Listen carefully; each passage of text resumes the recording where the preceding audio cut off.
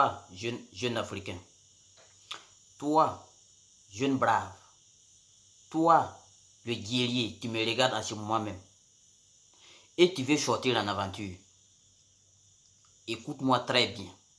Écoute cette vidéo jusqu'à la fin et tu pourras bien te préparer physiquement et financièrement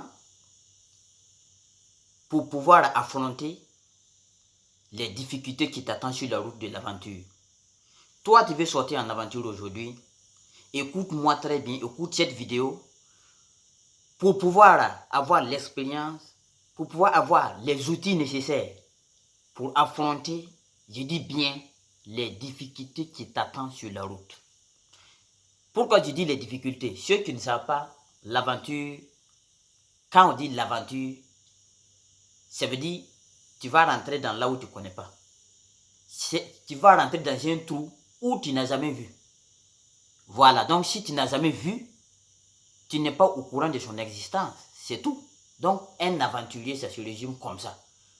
Donc c'est sur la route que tu vas connaître tout ce qui va se passer. Mais moi, je vais te préparer physiquement, financièrement et émotionnellement pour que tu puisses affronter les difficultés qui t'attendent.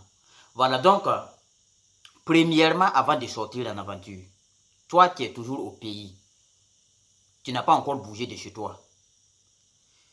Donc, tu vas chercher un passeur qui va t'amener d'abord en aventure. Si tu ne connais pas un passeur, n'hésite pas, il ne faut pas te paniquer parce que je vais t'expliquer tout. Si tu ne connais pas un passeur, ce qui c'est un passeur, je vais t'expliquer tout du début jusqu'à la fin pour que tu puisses comprendre. Voilà. Un passeur, c'est celui-là qui va t'amener de chez toi jusqu'à là où tu veux. Si tu veux rentrer, que ce soit en Libye, que ce soit en Algérie, c'est cette personne-là qui va t'amener là-bas. Et là maintenant, si tu veux rentrer en Europe, tu vas chercher d'autres personnes encore qui va t'amener jusqu'à en Europe. Voilà. Donc, mais avant de sortir chez toi, je vais te dire quelque chose. Sois prêt, il faut te préparer à tout, à toute éventualité. Pourquoi je dis qu'il faut te préparer à tout? Ton argent, tu ne donnes pas à n'importe qui.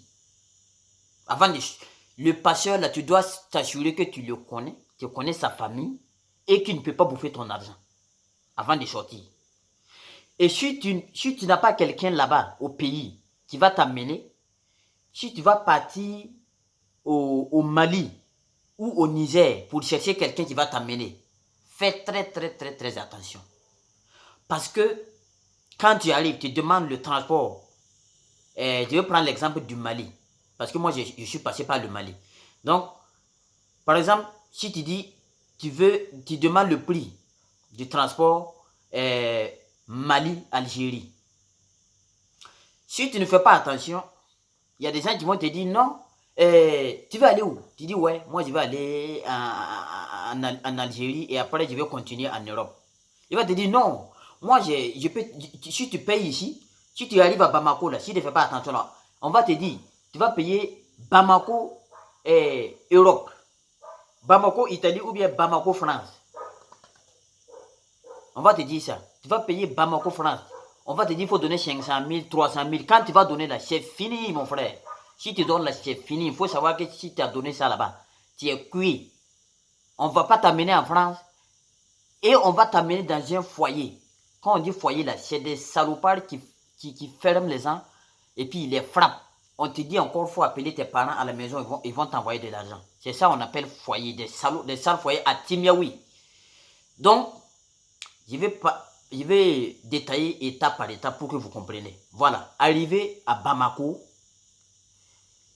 tu cherches un coxeur. Si tu n'as pas un coxeur à la maison, hein, j'ai bien dit.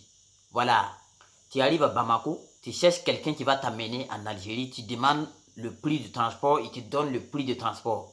Tu lui dis, ah, si tu peux diminuer, si vous discutez, vous vous entendez sur le prix. Maintenant, qu'est-ce qui se passe? Tu vas dire à la personne, voilà mon argent. Mais mon argent, c'est le jour où tu vas nous embarquer que je paye. Je ne paye pas mon argent sans avoir vu le camion qui va nous embarquer. Tu comprends? Voilà. Tu gardes ton argent avec lui et avec toi et il va t'amener chez lui. Généralement, ils ont un QG qu'ils partent vous mettre là-bas et après, il vous dit, bon, restez ici quand on va réunir au moins 20, 25, 10 personnes comme ça. Ils ont un certain nombre de personnes que si ça n'arrive pas, ils ne peuvent pas démarrer. Donc, si le nombre là arrive, ils vont démarrer avec vous. Mais c'est quand ils vont vouloir démarrer le jour même de votre départ là, tu vas donner ton argent. Si il refuse, il ne faut pas donner l'argent. Parce que si tu as donné, tu es cuit. Tu peux tomber sur des bonnes personnes ou tu peux tomber sur des mauvaises personnes. Les mauvais là sont beaucoup plus nombreux que les bons. Les mauvais là, tu peux trouver n'importe où, partout. Mais les bons là, tu ne vas jamais les trouver comme ça. Voilà. Donc, s'il te dit, sur la route, il y a des Touaregs, il y a des bandits, si tu as beaucoup d'argent, il faut donner l'argent, on va donner au chauffeur. Sinon, si tu gardes l'argent avec toi, arrivé sur la route, ils vont prendre tout. Ou bien il dit, donne ton téléphone, on va garder, et puis quand le chauffeur va venir, on va lui donner, on va parler avec le chauffeur pour lui donner tout, pour que, arrivé sur la route, les bandits ne prennent pas vos téléphones et votre argent. Dites que vous n'avez pas d'argent. Quand il vous dit comme ça, il faut dire à la personne, moi j'ai payé le transport, c'est tout mon argent. Je n'ai pas encore d'autre argent ici. Et il faut lui dire comme ça. Il ne faut pas lui dire, ouais, j'ai de l'argent et puis vous donner. Si tu donnes, c'est fini. Si tu donnes ton argent, que tu as donné 1 million, que tu as donné 2 millions, que tu as donné 500 000, c'est fini. Ils ne vont pas te donner ça demain, nuit après demain. C'est fini. Ils ne vont pas donner ça au chauffeur aussi. Vous comprenez? Quand je vous parle, c'est parce que j'ai eu l'expérience, quoi. Ce que je suis en train de vous dire là, ça m'est arrivé. On est arrivé à Bamako, on voulait embarquer de Bamako, non pas Bamako, à Gao. Voilà. À Gao, moi j'ai payé mon transport pour venir ici et en Algérie. Et maintenant, il y avait des Ivoiriens. Les Ivoiriens ont dit, bon, c'est pas des Ivoiriens, on dit, ouais. Les coxeurs ont dit aux Ivoiriens, les petits Ivoiriens, que eux, ils vont prendre l'argent des Ivoiriens parce que sur la route, il y a des bandits là-bas, il y a des Touaregs là-bas qui fouillent les gens. Si tu trouves avec d'argent seulement, ils vont prendre. Tu ne peux pas cacher l'argent là n'importe où seulement. Même si tu as caché ça dans ton anus, ils vont enlever ça. Ils vont te dire ça. Pour que tu les donnes de l'argent. Moi, j'ai donné ma montre. J'ai donné 10 000, mais je n'ai pas donné plus. J'ai dit non, moi je ne donne pas. Moi, je ne donne pas tout mon argent. Parce que j'ai dit, je n'ai même pas l'argent. J'ai dit, moi, je n'ai même pas d'argent. Ils ont dit mon téléphone, j'ai dit, moi, je n'ai pas de téléphone. Mais j'ai dit, mon téléphone, là, je vais garder. S'ils ont pris, alhamdulillah, s'ils ont laissé, c'est comme ça. J'ai dit, non, toi, quand on te dit quelque chose, tu ne crois pas. J'ai dit, non, moi, je ne donne pas. Mais les petits Ivoiriens, ils ont donné 100 000, 200 000, 300 000, 400 000. Ils ont pris tout leur argent là, donné aux coxeurs qui sont à Gao. Parce que les coxeurs ont dit que non, ils vont donner ça au chauffeur. Le matin, quand on s'est levé, le chauffeur est venu, on nous a embarqués. Arrivé sur la route, le chauffeur dit 10 000, 10 000. Chacun n'a qu'à donner 10 000 pour qu'on va dévier les barrages. Nous, on dit on n'a pas d'argent. Et les petits Ivoiriens ont dit, nous, on a donné l'argent au coxeur là, parce qu'il a dit qu'il va te donner l'argent là, pour que si les bandits là vont nous courager sur la route, pour qu'ils ne prennent pas tout notre argent. Donc, notre argent là, c'est avec toi. Le chauffeur dit non. Le coxeur ne m'a rien donné. Si vous voulez, on va retourner à Gao. Le coxeur ne m'a rien donné comme argent. Et c'est vrai, le coxeur n'a rien donné. Ou bien ils se sont entendus. C'est comme ça en tout cas. Donc ça veut dire, l'argent qu'ils ont pris là, ça vaut 500 000 ou 600 000 comme ça qu'ils ont pris en gros. Avec les petits Ivoiriens plus, moi j'ai donné 10 000. Moi j'ai donné 10 000 seulement. Parce que moi j'avais déjà entendu tout ça. Voilà, mais il y a des gens qui n'ont pas entendu. Il y a des gens qui n'ont pas l'information. Voilà. Donc, en bref, je vais vous faire une présentation rapide. Moi, je m'appelle Albert Ilboudo, de mieux réussir en aventure. Moi, j'aide les gens à mieux se situer en aventure, que tu sois en aventure, que tu sois au pays et tu veux sortir en aventure. Je vous prépare physiquement et mentalement et financièrement pour que tu puisses affronter les difficultés de l'aventure. Voilà. Qui dit aventure dit difficulté. Voilà. Donc, Maintenant, on va passer à l'étape suivante. Donc, ça veut dire, et le chauffeur là, il a dit que lui, le coxeur ne l'a pas donné l'argent. À ce moment-là, on était au plein milieu du désert. On était en plein milieu du désert. On peut faire quoi? On peut rien faire. On a dit au chauffeur, il n'a qu'à continuer. C'est Dieu qui va voir ça. Quand on va arriver, on va appeler les coxeurs. Parce que nous, on croyait que c'était si facile. On a dit quand on va arriver en Algérie, on va appeler le chauffeur. Et on va appeler le coxeur pour réclamer notre argent. Mon frère, on n'avait même pas idée de ce qui nous attendait. Sur la route, les Touaregs nous ont fouillés, mais ils ont fouillé parce qu'ils vous demandent un certain nombre d'argent. Ils vont vous dire, chacun n'a qu'à donner 5 000, 5 000. Vous allez négocier. Si vous négociez, vous tombez d'accord avec eux, chacun va donner 1000 francs, 1000 francs. Vous payez tout. Si vous êtes 4, vous payez 4 000. Si vous êtes 5, vous payez 5 000. Si vous êtes 10, vous payez 10 000. Vous négociez comme ça, vous payez et puis vous partez. Mais si vous refusez de payer, ils vont vous fouiller. C'est comme ça le problème. Quand vous refusez de payer l'argent qu'ils vous demandent, parce que vous pouvez négocier avec eux pour payer n'importe quelle chose. Mais quand vous refusez de payer là, on va vous fouiller. Et quand ils vont vous fouiller, ils vont prendre tout ce qu'ils vont trouver. Vous comprenez? Voilà, c'est ça le problème. Mais si vous payez, ils ne vous fouillent pas. Ils ne vous touchent pas. Voilà. On a payé 2 barrages parce que moi, j'avais gardé un peu d'argent avec moi. Voilà, parce que je n'ai pas donné tout mon argent. J'ai gardé un peu d'argent avec moi. Moi, j'ai payé 2 barrages. Bon, j'avais un peu d'argent qui restait encore, mais je ne peux pas dépenser tout. J'ai mis ça en bas du truc, en bas du truc là, de ma chaussure là. J'ai mis ça dedans pour que quelqu'un ne voit pas. Vous voyez? Donc, moi, j'ai dit après, je n'ai pas l'argent. On nous a gardé souvent dans certaines, quand on nous garde 2 heures, 3 heures, on nous laisse partir. Quand on est arrivé à Timiaoui, entre la frontière Kidal, Algérie, quand on est rentré là-bas, c'est des Maliens qui nous ont, ils ont appelé des Maliens, des passeurs, des coxeurs qui sont à Timiaoui, de venir nous récupérer. Après, maintenant, quand on va arriver là-bas, on va continuer là où nous voulons. Voilà. Mais moi, au Mali, j'ai payé Borche direct. Borche direct. Les Ivoiriens là ont payé Alger direct.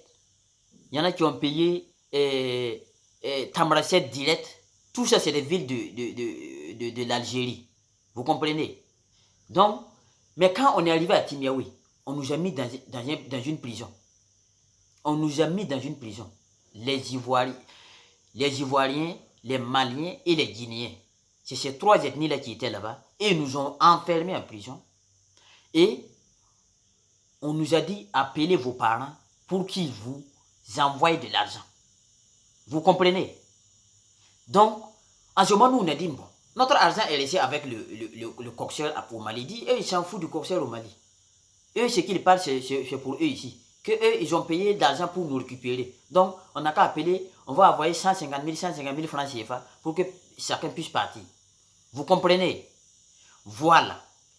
Donc, il y en a que leurs parents ont pu payer les 150 000 pour qu'on les libère.